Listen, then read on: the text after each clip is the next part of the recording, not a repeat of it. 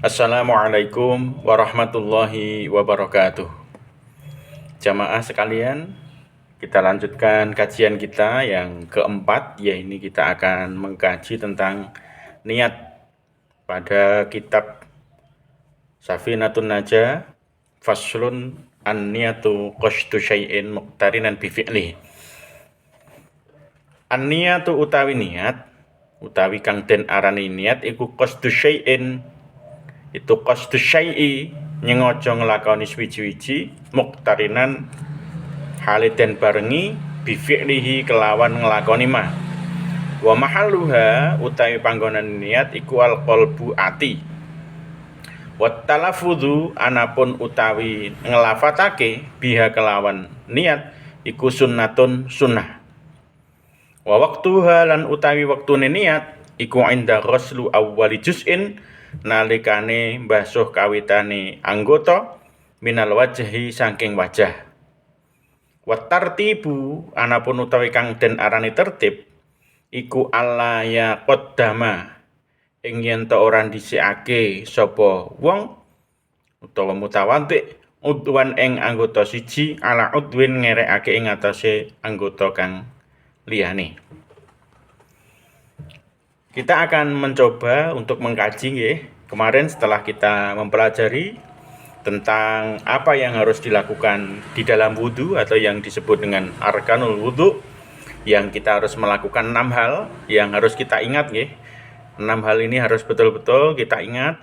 Yang pertama adalah niat, yang kedua adalah membasuh wajah, yang ketiga adalah membasuh kedua tangan sampai siku-siku, yang keempat adalah mengusap sebagian dari anggota kepala, dan kemudian yang kelima adalah membasuh kaki sampai mata kaki, dan yang terakhir adalah tertib. Itu adalah 6 hal yang harus kita lakukan ketika wudhu. Kemudian ini penjabaran dari 6 fardunya wudhu kemarin. Yang pertama yaitu adalah tentang niat. Di sini pengertian niat adalah qasdu syai'i muqtarinan bi fi'li, menyengaja melakukan sesuatu yang bersamaan dengan pekerjaannya. Kemudian ada tambahan, dan tempatnya niat itu di dalam hati. Kemudian wa waqtuha wa talafudzu, melafatkan biha terhadap niat wudu itu tadi iku sunnatun sunnah. Jadi kita sunnah hukumnya untuk melafatkan niat wudu. Kemudian wa waqtuha, dan sedangkan waktu kita niat adalah inda ghuslu awwali juz'in, ketika kita membasuh wajah yang pertama ya, atau membasuh permulaan dari bagian wajah yang kita basuh. Oke. Maka dari sini kita mempelajarinya, kita langsung ambil pada intinya. Jadi dalam wudhu sudah masyhur nggih, kita mungkin di TPA, TPQ atau mungkin di kajian secara umum, seolah-olah kita akan memahami bahwa wudhu itu dimulai dengan membasuh telapak tangan. Nah, tapi kita harus tahu bahwa membasuh telapak tangan itu hukumnya sunnah.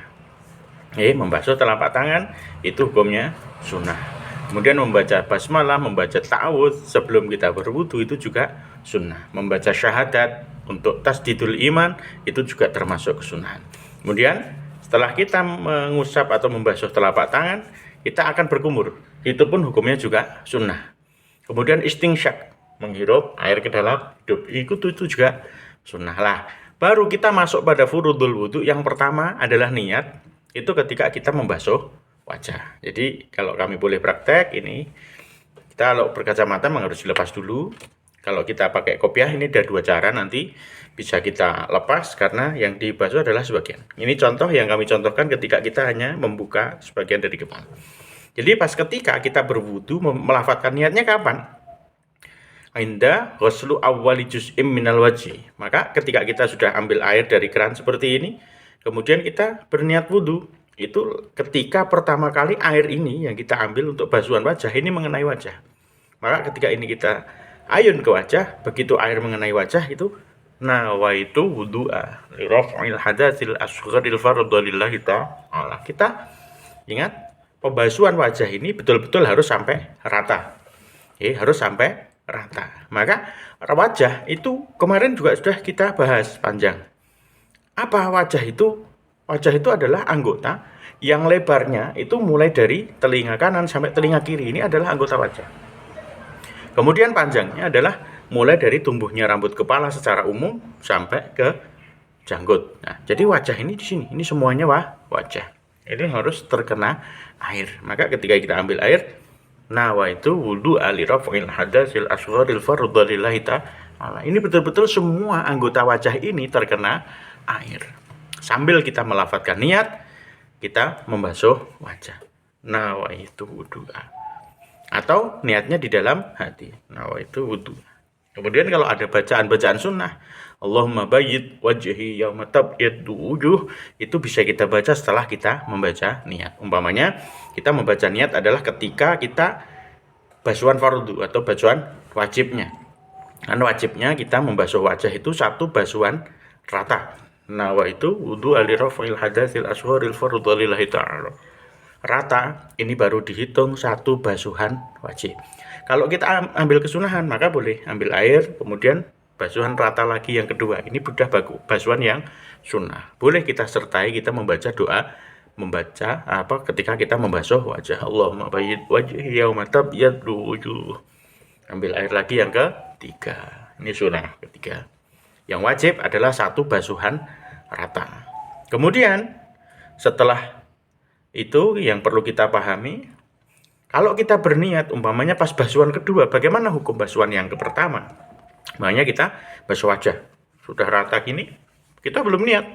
Baru kita niat setelah basuhan kedua. Maka basuhan yang pertama, walaupun rata tadi, itu belum dihitung sebagai basuhan yang fardu atau basuhan yang wajib. Maka yang dihitung adalah basuhan yang kedua. Kalau kita niat sebelumnya, itu namanya belum kita muqtarinan bifi'li. Maka kita harus perhatian niki membiasakan diri ya. Ketika pertama kali air mengenai wajah, kita membaca nawaitu wudu aliraf'il hadasil asgharil fardhalillahi ta'ala. Atau kita boleh nggak berniat dengan menggunakan bahasa selain bahasa Arab? Boleh. Saya niat berwudu untuk menghilangkan hadas kecil karena Allah Ta'ala. Kula niat wudu kagem ngicalaken hadas alit fardu krana Gusti Allah. Boleh. Oke. Jadi tidak ada kewajiban melafadzkan niat di dalam harus menggunakan bahasa Arab. Justru kalau kita orang Jawa atau orang Indonesia yang tidak bisa berbahasa Arab secara utuh, tidak tahu maknanya apa itu nawa itu lebih baik kita tahu. Jadi karena niat itu adalah qasdun, menyengaja, kita harus tahu apa yang kita lafadzkan tadi.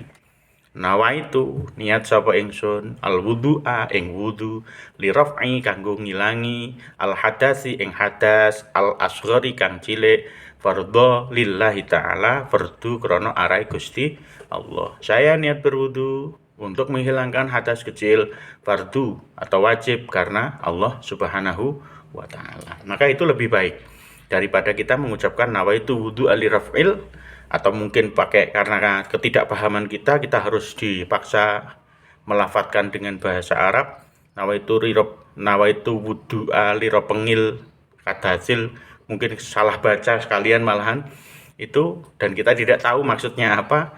Itu lebih afdal manakala kita meniatkan ibadah, terutama ini yang kita bahas wudu, itu menggunakan bahasa yang kita fahami. Boleh. Jadi kita niatkan wudu kita dengan menggunakan bahasa kita, itu hukumnya boleh. Kemudian tartib. Maaf, saya pakai kaca lagi. Kemudian sebelum masuk ke hitungan tartib tadi, kemarin juga sudah kita membahas tentang membasuh. Setelah kita membasuh wajah, kan membasuh kedua tangan. Berarti sudah ada dua kewajiban yang kita lakukan ketika kita membasuh wajah, yaitu niat dan membasuh wajah. Kemudian membasuh tangan sampai siku. Ini betul-betul seperti kemarin harus dibuka sampai atas. Sampai atas. Jadi di atas siku ini. Ya. Ambil airnya boleh dari sini, ambil airnya langsung ini diarahkan ke keran juga tidak masalah. Yang jelas harus betul-betul kita pastikan wudhu kita itu sampai di siku. Kemudian kanan kiri semuanya. Semuanya harus terbuka. Nih, ada dua tangan, harus sama-sama terbuka, harus sama-sama semuanya terbasuh sampai siku. Kemudian mengusap sebagian kepala. Maka ketika saya tadi mengucapkan Boleh ini terbuka sebagian, boleh ini terbuka atau dilepas. Kalau kita umpamanya seperti ini hanya mengambil kewajiban mengusap sebagian dari anggota kepala, maka kita cukup ambil air kemudian kita usapkan di kepala kita. Ini boleh, ini sudah mewakili, ya, sudah mewakili. Kemudian kalau kita ingin keabsahan mengusap seluruh kepala tanpa melepas peci boleh. Maka ini kita lap semuanya, peci atau serban yang kita gunakan. Kalau kita mau lepas juga boleh, mengusap seluruh anggota kepala. Maka cukup, tidak harus kita kemudian mengarahkan kepala kita ke bawah keran gitu, tidak perlu. Sebenarnya kita basahi tangan kita, kemudian ibu jari berada di pelipis mata ini ya, pelipis mata, pilingan atau gimana ya. Kemudian ini ujung jari telunjuk ini kita gabungkan, kita tarik ke belakang, kemudian kita tarik lagi ke depan. Ambil air lagi, sama caranya, kita tarik ke depan 3 kali. Oke, seperti ini kesunahan ketika kita mengusap seluruh anggota kepala. Maka ada dua versi, boleh ketika kita melepas peci atau memakai peci. Ya, itu ketika kita ambil kesunahan mengusap seluruh kepala. Tapi kalau kita pakai peci seperti ini, harus minimal kita buka sedikit bagian kepala ini harus terkena usapan air wudhu kita. Itu harus, ya, harus. Kalau ambil kesunahannya mengusap seluruh kepala tanpa melepas peci, boleh kita mengusap peci yang kita gunakan ini. Saran saja, kalau seumpamanya kita itu memang ada kelonggaran waktu dan kemudian ada juga kelonggaran air yang kita gunakan, paling tidak 1 hari 5 kali dalam wudhu ketika kita melakukan sholat fardu, kita mengusap seluruh anggota kepala. Kalau taimul wudhu mungkin kita ambil hanya kewajiban atau fardunya yang minimal kita mengusap anggota kepala. Namun ketika kita sholat fardu, kita berusaha untuk mengamalkan yang sempurna. Jadi kita mengusap seluruh anggota kepala. Ini kalau kita mau sholat fardu, itu saran saja sih itu ya. Tapi kalau toh kita hanya mengusap sebagian anggota kepala, ketika mau sholat fardu pun juga sudah sah, karena memang kewajiban kita di mazhab Syafi'i, kita hanya mengusap sebagian anggota kepala. Kemudian yang kelima, di dalam berwudu kita harus membasuh kaki sampai mata kaki, kedua kaki kita harus kita basuh. Kemudian yang terakhir tertib, maka berurutan antara basuh wajah, tangan, kemudian sebagian kepala dan kaki. Kemudian apa yang dimaksud tertib tadi?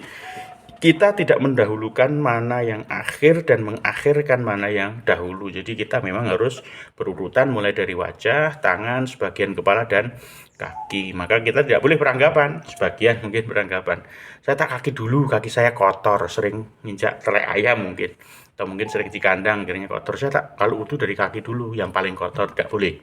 Tidak boleh ya, kita berkesimpulan seperti itu tidak boleh. Atau mungkin yang paling afdol itu adalah anggota paling atas. Saya tak wudu bermula dari mengusap kepala, baru ke wajah, ke tangan, baru ke kaki. Tidak boleh juga. Maka tidak boleh membolak-balik mana yang harus dahulu dan mana yang akhir. Maka tertib, tidak boleh mendahulukan yang akhir, mengakhirkan yang dahulu. Maka wudu ya harus seperti itu. Niat ketika membasuh wajah, membasuh tangan, kedua tangan sampai siku, mengusap sebagian dari anggota kepala, membasuh kaki sampai mata kaki. Tertib ini tadi itu adalah ilmu yang kita miliki atau pengetahuan yang kita miliki tentang wudu. Ya, itu dulu untuk kesempatan ini. Kita akan lebih paham, lebih jelas lagi ketika manakala nanti dari jamaah atau pemirsa atau mungkin binaan-binaan kami yang di wilayah kemudian bertanya, silahkan nanti di kolom komentar, kemudian kita bahas lebih panjang atau langsung ke WA kami juga bisa.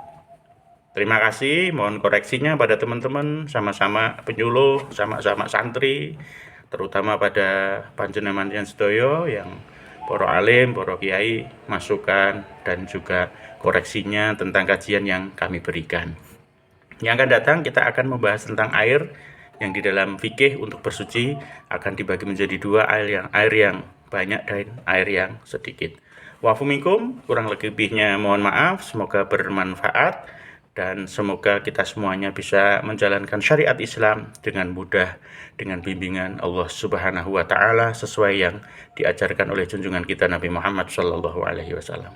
Assalamualaikum warahmatullahi wabarakatuh.